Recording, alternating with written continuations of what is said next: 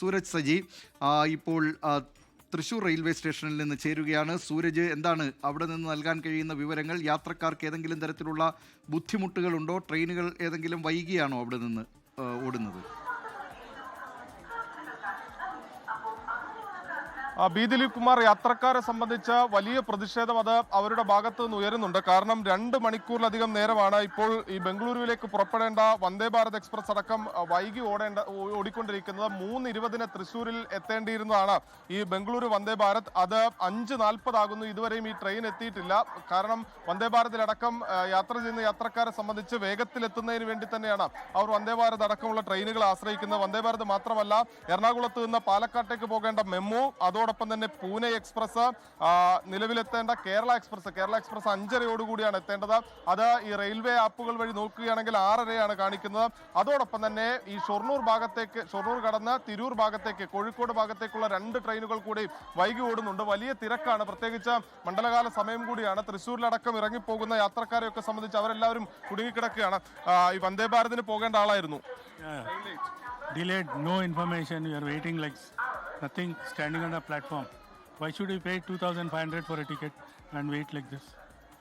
In the airport, flight is delayed for 2 hours. You get food. Here, nothing. അതായത് ഫ്ലൈറ്റിന് പോകേണ്ട ആളാണ് അദ്ദേഹം. 2,500 രൂപ കൊടുത്ത് ടിക്കറ്റ് ബുക്ക് ചെയ്തതാണ്. ഇതുവരെയും ഒരു തരത്തിലുള്ള ഇൻഫർമേഷനും ലഭിക്കുന്നില്ല, അതായത് വിവരം ലഭിക്കുന്നില്ല എന്നുള്ളതാണ് അദ്ദേഹം ചൂണ്ടിക്കാണിക്കുന്നത്. എങ്ങോട്ടായിരുന്നു? ബാംഗ്ലൂർ തന്നെ. Same problem. അതെ. ഫ്ലൈറ്റിനാണോ? ഫ്ലൈറ്റ് പോകാനാണോ? അല്ല, ഇപ്പൊ ഇതിനു വേണ്ടി വെയിറ്റ് ചെയ്യാണ്. ഇനി എപ്പോഴാണ് വരുന്നതെന്ന് അറിയില്ല ട്രെയിൻ. അത് വെയിറ്റ് ചെയ്യണം. എപ്പോഴായിരുന്നു എത്തിയത്? 3:20 ട്രെയിൻ. അതെ, 3 മണിക്ക് എത്തി ഇവിടെ. ഇപ്പൊ 5:15. ഇനി വരുമോന്നറിയില്ല, നോക്കട്ടെ.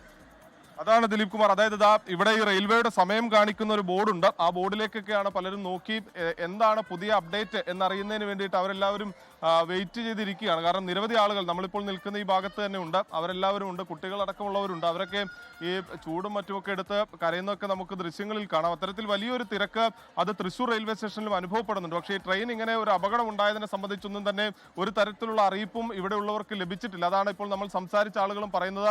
എന്താണ് ട്രെയിൻ വൈകുന്നത് സംബന്ധിച്ചുള്ള ഒരു കാരണവും തങ്ങൾക്ക് ലഭിക്കുന്നില്ല എന്നുള്ളതാണ് ഇവരെല്ലാവരും ചൂണ്ടിക്കാണിക്കുന്നത്. നിരവധി ആളുകൾ ഇപ്പോഴും ഈ റെയിൽവേ സ്റ്റേഷനിൽ കാത്തിരിക്കുന്നുണ്ട്. എങ്ങോട്ട് പോകാനായിരുന്നു?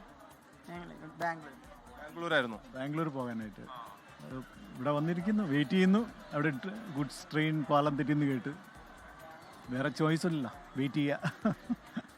നേരം 2 മണിക്കൂറിലധികം. 2 മണിക്കൂറായി. എന്തായിരുന്നു? വന്ദേ ഭാരത് എക്സ്പീരിയൻസ് ചെയ്യാൻ വന്നതാണ്. വന്ദേ ഭാരതിൽ ആദ്യമായിട്ട് കയറിയായിരുന്നു. അതായത് വന്ദേ ഭാരതിൽ ആദ്യമായി കയറാൻ വന്ന യാത്രക്കാരാണ് അവരൊക്കെയാണ് ഈ കുടുങ്ങിയിരിക്കുന്നത്. വല്ലാത്ത ബുദ്ധിമുട്ടായി. ബുദ്ധിമുട്ടായി. എന്നാലും ഇൻഫർമേഷൻ കിട്ടിയിട്ടുണ്ട്, അതുകൊണ്ട് നമുക്ക് കുഴപ്പമില്ല.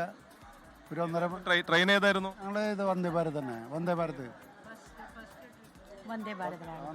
ഫസ്റ്റ് ട്രിപ്പായിരുന്നു. ഇവരെല്ലാവരും അത് തന്നെയാണ്. അതായത് വന്ദേ ഭാരതിൽ ആദ്യ യാത്രക്ക് ഒരുങ്ങിയ യാത്രക്കാരാണ്. അവരാണ് ഈ ട്രെയിൻ വരാതെ കാത്തിരിക്കുന്നത്. അതായത് 3:20 ഈ വന്ദേ ഭാരത്, ബംഗളൂരുവിലേക്കുള്ള വന്ദേ ഭാരത് തൃശ്ശൂർ റെയിൽവേ സ്റ്റേഷനിൽ എത്തേണ്ടത്. ഇപ്പോൾ 5:14 ആകുന്നു. ഈ റെയിൽവേയുടെ സമയം അനുസരിച്ച് 5:41 ട്രെയിൻ ഇവിടെ എത്തും എന്നുള്ളതാണ് അറിയിക്കുന്നത്. തൊട്ടുപുറകെ വരേണ്ട എറണാകുളം പാലക്കാട് മെമു ഉണ്ട്. എറണാകുളത്ത് നിന്ന് പാലക്കാട്ടേക്ക് പോകേണ്ട മെമു അതും വൈകി ഓടുകയാണ്. അതോടൊപ്പം തന്നെ പൂനെ എക്സ്പ്രസ് 4:50 എത്തേണ്ടതായിരുന്നു, അതും എത്തിയിട്ടില്ല. ലോകത്തെവിടെയായാലും ഏത് സമയത്തും 24 വാർത്തകളും ഓഗ്മെന്റഡ് റിയാലിറ്റി പാക്കേജുകളും എക്സ്പ്ലെയിനറുകളും വിശദമായി കാണാൻ ഞങ്ങളുടെ യൂട്യൂബ് ചാനൽ നിങ്ങൾക്ക് സബ്സ്ക്രൈബ് ചെയ്യാം.